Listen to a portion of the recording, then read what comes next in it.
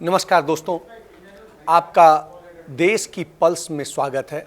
मैं अजय शुक्ल आपके साथ आज जो चर्चा करना चाहता हूं वो चर्चा यह है कि आज क्या भारत लोकतांत्रिक संवैधानिक देश है या नहीं। ये सवाल इसलिए पैदा हुआ है क्योंकि लोकतंत्र और संविधान दोनों संविधान से ही उत्पन्न हुए हैं।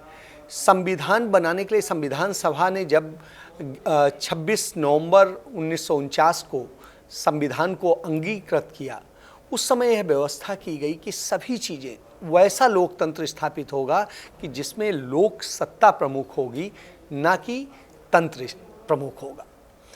किंतु अभी पिछले कुछ घटनाओं से लगता है कि तंत्र ज़्यादा शक्तिशाली हो गया है, लोक नीचे हो गया है। क्योंकि जनता के चुने गए चाहे प्रतिनिधि हो चाहे जनता हो, उन पर उतना ध्यान नहीं है, बल्कि जो तंत्र चला रहे हैं उन पर ध्यान ज़्यादा है। इसका उदाहरण आज बिल्कुल ताज़ा है और ये ताज़ा उदाहरण राजस्थान से आता है। राजस्थान में चुने गए विधायकों के से जो मंत्रिमंडल बना, उस मंत्रिमंडल ने एक प्रस्ताव पास करके दिया कि हमें विधानसभा सत्र बुलाना है। राज्यपाल ने सत्र बुलाने से मना कर दिया। उन्होंने कुछ और संशोधनों के साथ में दोबारा कैबिनेट करी और फिर से प्रस्ताव दिया। उस प्रस्ताव पर राज्यपाल ने 6 पेज की चिट्ठी लिख करके दे दी कि सत्र बुलाया जाएगा तब जब जवाब आएंगे। इसी बीच में वहाँ के मुख्यमंत्री ने प्रधानमंत्री से बात करी। उसके पहले उन्होंने उनको चिट्ठी भी लिखी थी यहाँ की दशा को लेकर के, और उन्होंने जब प्रधानमंत्री से बात करी और बात करने के कुछ ही घंटे बाद बगैर कैबिनेट के कोई जवाब सबमिट किए हुए ही राज्यपाल ने सत्र बुलाने के लिए सहमति दे दी। अब सवाल उठता है कि अचानक एकदम से राज्यपाल का मन क्यों बदल गया। क्या प्रधानमंत्री ने उनको कह दिया, या उनको पहले सत्र न बुलाने का डायरेक्शन था और बाद में अब वो बुलाने लग गए।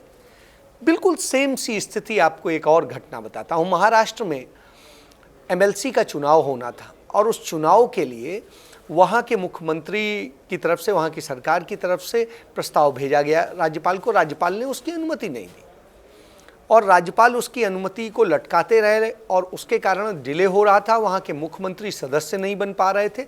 ऐसी स्थिति में फिर उन्हें इशारा हुआ और मुख्यमंत्री ने जब प्रधानमंत्री से बात करी तो राज्यपाल ने अनुमति दे दी और वहाँ पर एमएलसी का चुनाव हो गया। तो ये स्थितियां क्यों हो रही हैं, इन स्थितियों को देखना होगा। राज्यपाल प्रधानमंत्री के अधीन नहीं होता है, वो राष्ट्रपति का प्रतिनिधि है उस राज्य में।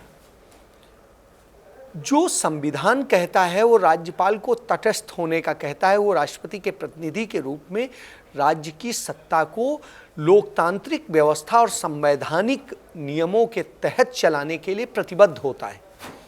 लेकिन शायद ऐसा नहीं हो रहा है। इसी का नतीजा है कि लोक सत्ता गायब हो रही है। लोक प्रतिनिधि धरना देने को मजबूर हुए। आज इसी राज्यपाल के इसी तरह के एटीट्यूड का ही नतीजा था कि पूरे देश भर में कांग्रेस ने सभी राजभवनों में प्रदर्शन करने का, धरना देने का फैसला किया। धरना देने की स्थिति क्यों आई? सारी चीज़ें एक साथ ऐसे चल रही हैं, चाहे न्यायपालिका की हो चाहे दूसरी हो। न्यायपालिका की स्थिति भी उसी तरह कमोबेश रही है। जब तक ग्रीन सिग्नल नहीं मिल रहा था तो अदालतें अपने ढंग से चल रही थी। जैसे ग्रीन सिग्नल मिलता है तो फेवर में हो जाती हैं। बड़ा अजीब सा लगता है कि अदालतें भी इस तरह से करती हैं। इन सब चीज़ों को लेके ये भविष्य का सवाल है और ये भविष्य लोकतंत्र का, भविष्य संविधान का, भविष्य हम सब का। क्योंकि संविधान, लोकतंत्र सब कुछ हमारे लिए बना है, हम जनता हैं। और यदि जनता ही सुरक्षित नहीं रहेगी, उसके अधिकार ही सुरक्षित नहीं रहेंगे और उसके प्रतिनिधियों जिनको वो चुन के भेजती है उनकी बात ही नहीं सुनी जाएगी, तो फिर प्रतिनिधि रखने का फ़ायदा क्या है।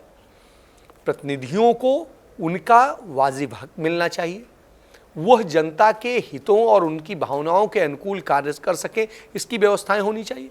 अगर ऐसा नहीं होता है तो उस स्थिति में सारी चीज़ें गड़बड़ाती हैं। इसलिए ज़रूरी है कि हम संवैधानिक लोकतंत्र को स्थापित करें और उसको मजबूत करें, न कि उसे तोड़ें। धन्यवाद।